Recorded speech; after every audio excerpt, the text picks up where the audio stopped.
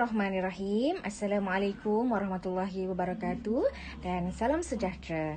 Alhamdulillah berjumpa lagi kita dalam tajuk seterusnya bagi matematik tahun 2. Jadi murid-murid, hari ini kita akan belajar tajuk rangkaian nombor. Rangkaian nombor. Baik murid-murid nampak ini adalah gambar sebuah kotak yang mengandungi 100 kentang. Oleh itu, cikgu akan tambah lagi sebuah kotak yang mengandungi kentang. Dan cikgu tambah lagi beberapa kotak kentang. Oleh itu, secara tidak langsung, cikgu telah membuat gandaan 100 kepada kentang ini. Menjadikan bermula dengan 100, 200, 300, 400 dan 500.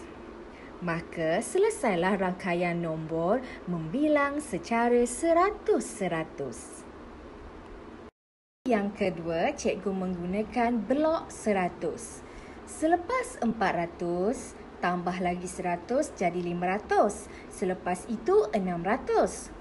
Kemudian cikgu tambah lagi 100. Jadi selepas 600 menjadikannya berapa murid-murid? Ya, selepas itu menjadi 700 dan 800. Terusnya, jika murid nampak cikgu ada meletakkan 6 blok ratus menjadikan 600.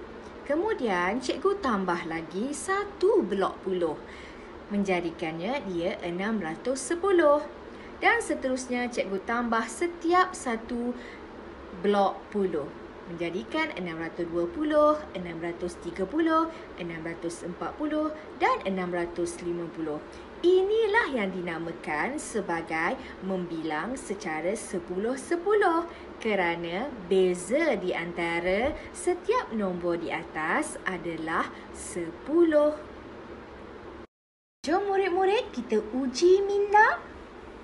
Soalan pertama, nyatakan turutan nombor secara 2-2 bermula dari nombor 302. Secara 2-2 bermakna beza di antara nombor berikut adalah 2 nombor. Jadi kita mulakan dengan 302. Selepas 2 kali kita kira, cuba kita kira. Selepas 302, 303 dan 304. Selepas 2 kali menjadikannya 304. Begitulah seterusnya. Oleh itu, jawapannya adalah 302, 304, 306, 308 dan 310. Uji minda seterusnya, nyatakan turutan nombor secara 5-5 bermula dari nombor 331. Jadi kata kuncinya adalah 5-5. Maksudnya nombor berbeza 5 kali. Okey, kita mulakan dengan 331. Jom kita kira 5 kali.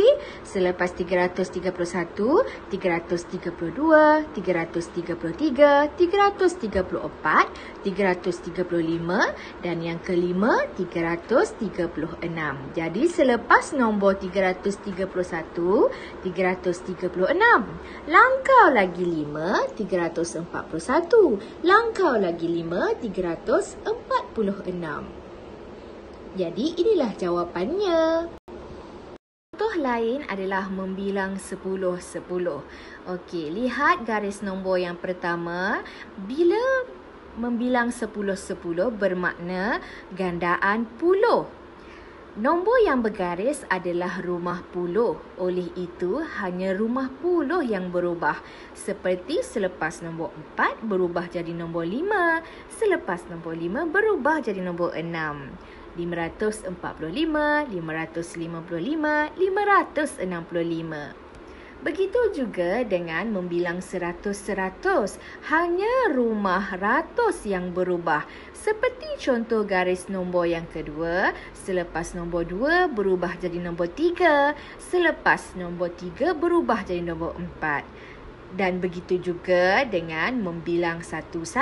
Hanya rumah sa yang berubah. Faham murid-murid?